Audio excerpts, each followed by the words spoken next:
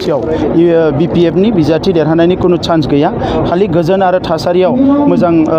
election जाबानो जायो दिनैबो दुखुनांथाव माने बनरगावआव जोंनि जि माने मिटिं जादों पाटगावआव बेवहाय थांनायाव बिथांमोना अन्थाइ खुबैदों दाबो हिंसानि माखासे हाबाफारिफोरखौ बिथांमोना आखायाव लानो नागिरो नाथाय जायफोर हिंसा खालामो जायफोर समाज बेरेखा हाबा मावो बेखौ रायजो राजाफ्रा मोजां मोना आरो दिनै BPFआ जे धंस जानो थांगासिनो दङ बेवहाय मालायनि रावनिबो दाय गैया BPFनि दैदेनगिरिफोरनिनो दाय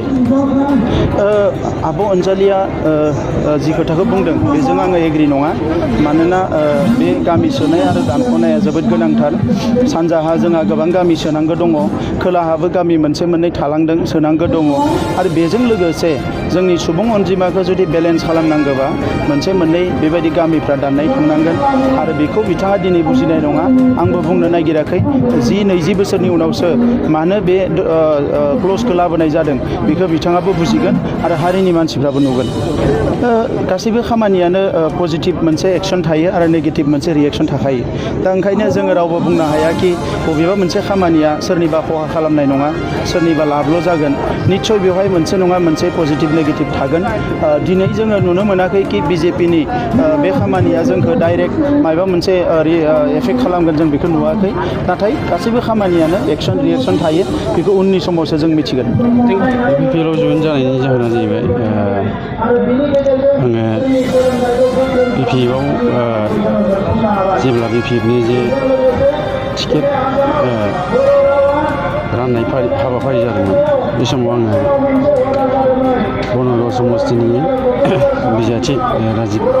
कुमार ब्रह्मजों आङो जइन जादोंमोन बे जइन जाखांनायनि उनावहाय जे आङो BPFआवनो थानानै गोग्गोम खामानि मावनायनि एसे थांखि लानो हाबनाय जादोंमोन नाथाय बिनि उनावहाय BPFनिफ्राय जेब्ला आं जइन जाखांदों बे दिननिफ्राय जेबो मेसेज गैयिलाय बेनि थाखायनो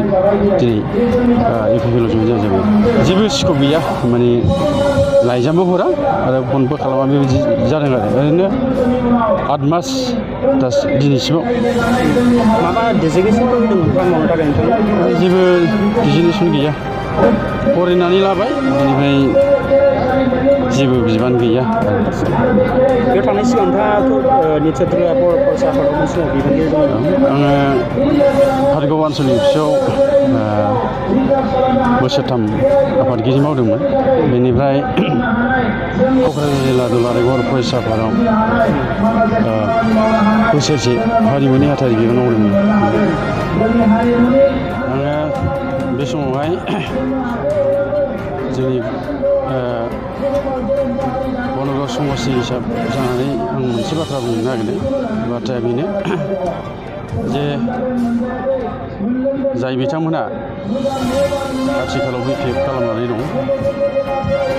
सोलायनायनि मुङावहाय बयखौबो सोलायनायनि मुङाव आरो BTR एकर्डखौ मोगथाङाव जाफुंहोनांगौनि थाखाय आङो बयखौबो UPPL ट्रेक्टरनि सावगारियाव भट होनो थाखाय खावलायबाय जाहाथे जोंनि डेभेलपमेन्टआ उननि समावहाय मोजां जायो आरो जोङो गोजोर